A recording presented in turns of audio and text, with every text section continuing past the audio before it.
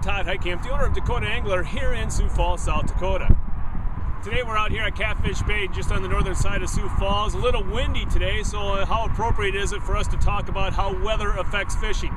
We're going to take a look at what the pressure is going to do today and how we can change our presentation to offset the effects of the weather. So I hope you enjoy it.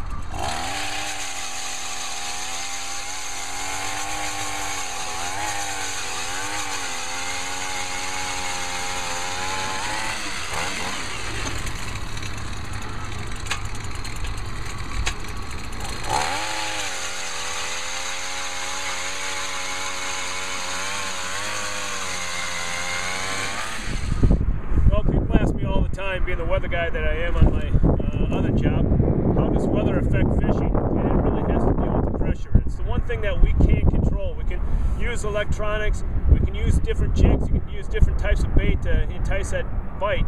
The one thing we can't control is the weather, and we need to pay attention to the weather. The main thing is to watch the pressure. If the pressure is falling, that means the fish will be a little bit more aggressive, and you don't have to go looking for the fish. You don't have to go scouting for them. But on days when the pressure is high, after a cold front, the pressure is rising, that's when we have to be a little bit more aggressive, and we have to do a little bit, as Tony Roach says, ice trolling to go look for those aggressive fish. So you ask, how do you keep track of the pressure? How do you know if the pressure is rising or falling? Well, watch the wind. Generally, if the wind is out of the south, the pressure will be falling, and if it's out of the north, the pressure will be rising. So on those days, I'm not saying when the pressure is rising not to go out fishing. You just need to change your tactics a little bit more. Watch your electronics. The electronics are key.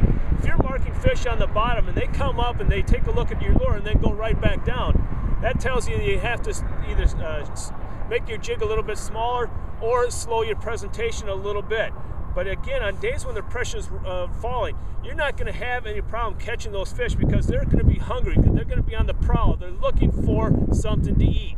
So again, when the wind is out of the south, pressure falling.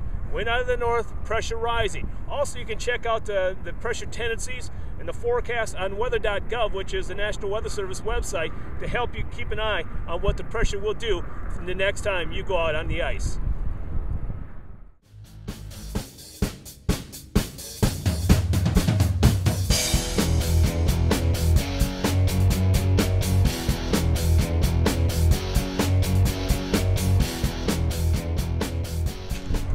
Okay, what we're fishing with today right now is we got the custom Slender spoon, very popular bait this year.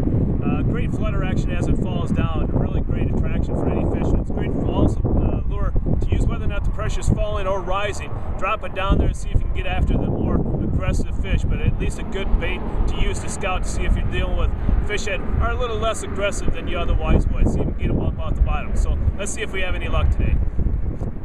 Okay, what I'm doing is just slowly bringing it up off the bottom and let it flutter back. The custom Slender spoon is a great flutter bait. It has great action as you let it fall. And so all I'm doing is watching my sonar and seeing if I can bring anything up off the bottom and then bring it back down. See if anything will come up and smack it at all. And there's a fish right there.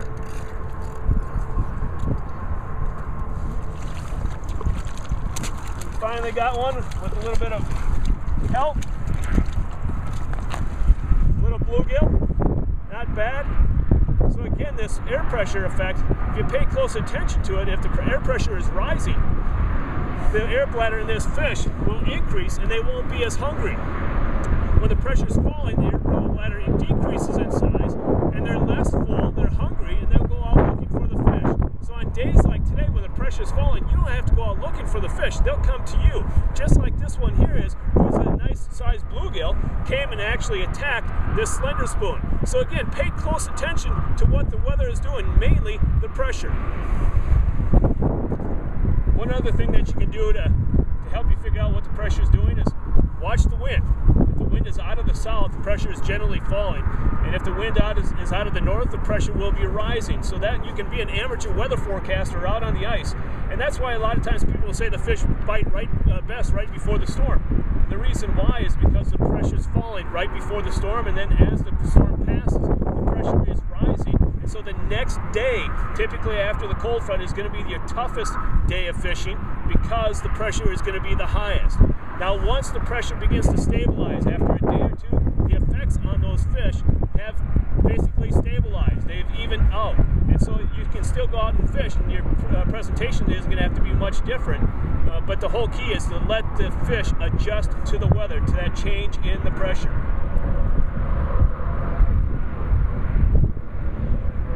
Now if you have more questions about how air pressure or weather affects fishing, or anything that we discussed today, feel free to give us a call at Dakota Angler at 605-336-9132, and we'll be more than happy to answer your questions. Stop by. For Dakota Angler, I'm Todd Heitkamp. We'll see you next time, and as we say around here, fish on.